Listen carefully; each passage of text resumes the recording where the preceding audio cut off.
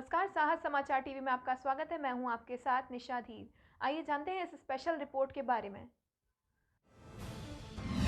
अयोध्या विकास परियोजना पर कैग ने उठाए सवाल। ठेकेदारों को फायदा पहुंचाने के लगे आरोप। रिपोर्ट में क्यों हुआ 18 बार अयोध्या का जिक्र। केंद्र सरकार की स्वदेश दर्शन योजना को लेकर सामने आई कैग की रिपोर्ट के मुताबिक इस पर अब सवाल उठने लगे हैं। दरअसल भारत के नियंत्रण और महालेखा परीक्षक यानी कि कैग ने स्वदेश दर्शन योजना के तहत उत्तर प्रदेश में अयोध्या विकास परियोजना के कार्यान्वयन में कई गड़बड़ी पाई है। सीएजी के अनुसार उत्तर प्रदेश में अयोध्या विकास परियोजना के कार्यान्वयन में ठेकेदारों को लाभ पहुंचाने समेत कई अनियमितताएं पाई गई हैं। 208 पन्नों की रिपोर्ट में 18 जगह अयोध्या का जिक्र किया गया है। सीएजी ने जनवरी स्वदेश दर्शन योजना की शुरुआत 2015 से लेकर मार्च 2022 तक के परफॉर्मेंस को ऑडिट किया। इस पर लोकसभा में पेश की गई परफॉर्मेंस ऑडिट रिपोर्ट के अनुसार ठेकेदारों को 19.73 करोड़ रुपए का अनुचित लाभ दिया गया। रिपोर्ट में बताया गया कि ठेकेदारों को परियोजनाएं और सर्किट के तहत अनुचित लाभ पहुंचाया गया। कैग की रिपोर्ट में अयोध्या की विकास परियोजनाओं को भी शामिल किया गया है।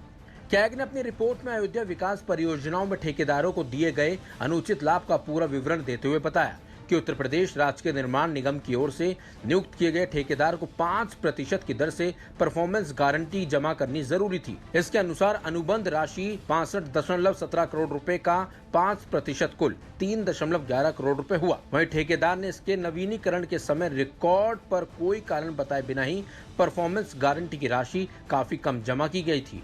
सीएजी की रिपोर्ट में बताया गया है कि ठेकेदार ने सिर्फ 1.86 करोड़ रुपए जमा किए थे। रिपोर्ट में बताया गया है कि अयोध्या के गुप्तार घाट पर काम को समान आकार के 14 लॉट में बांटा गया था, जिसका काम अलग अलग निजी ठेकेदारों को सौंप दिया गया था।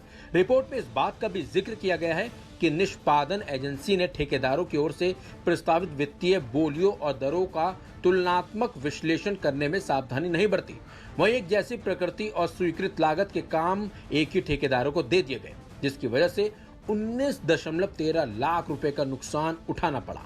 रिपोर्ट में कहा गया है कि गुप्तार घाट में वृक्षारोपण के लिए 37.70 लाख की राशि के 900 ट्री गार्ड खरीदे गए, लेकिन जनवरी 2022 में किए गए सर्वेक्षण के दौरान ये खुले क्षेत्र में अनुपयोगी पाए गए।